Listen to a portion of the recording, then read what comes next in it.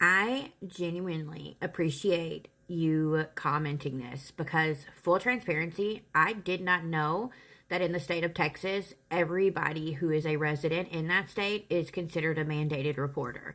I did a little bit of research, and there are actually multiple states that have this policy, law, whatever you want to call it.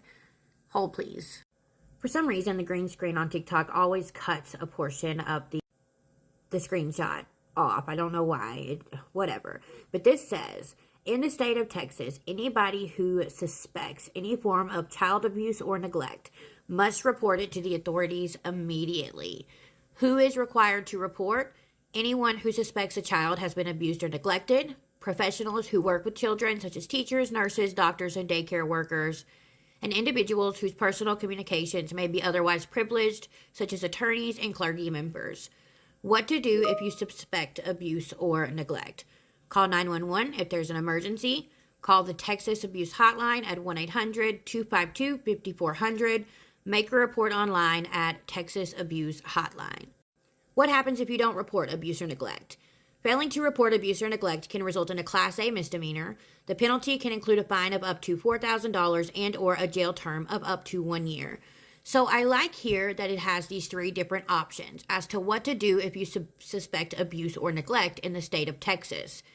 If it is an emergent situation, of course, call 911. But then it has a hotline telephone number and an online website where things like this can be reported. And my guess is these reports are automatically turned over to CPS. And I feel like they probably have a plausible reason as to why these are the three options that are outlined versus making an actual phone call every single person, if that makes sense.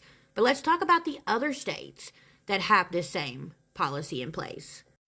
In Indiana, New Jersey, North Carolina, and Wyoming, all people are required to report suspected child abuse or neglect.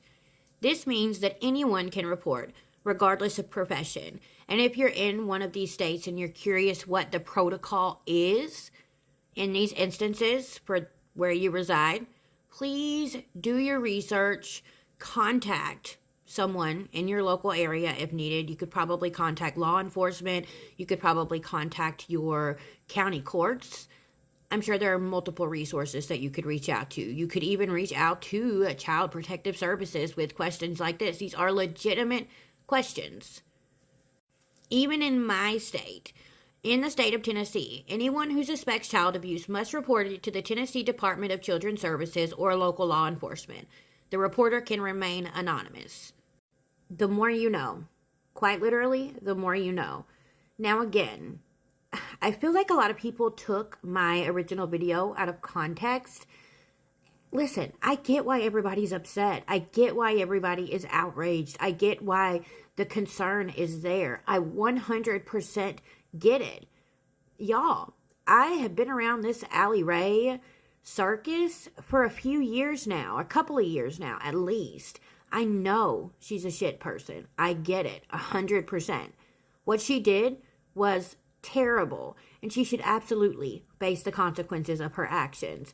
It's just important that we make sure that we are taking the proper steps in order for the consequences to take place. Now, from my understanding, and this is just based off of what I've been told, keep in mind, allegedly, the hospital is working with Child Protective Services in regards to this instance.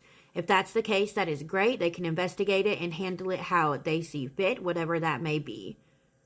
I'm sure that we'll hear something at some point in the near future. But for now, I'm going to pray for that sweet baby. And yeah, I appreciate this information. I am all for learning new things like this, and I think it's important that everybody do a little bit of their own research as to what that policy looks like in your specific state of residence. I hope you guys have a great Wednesday, and I'll talk to you guys later. Bye.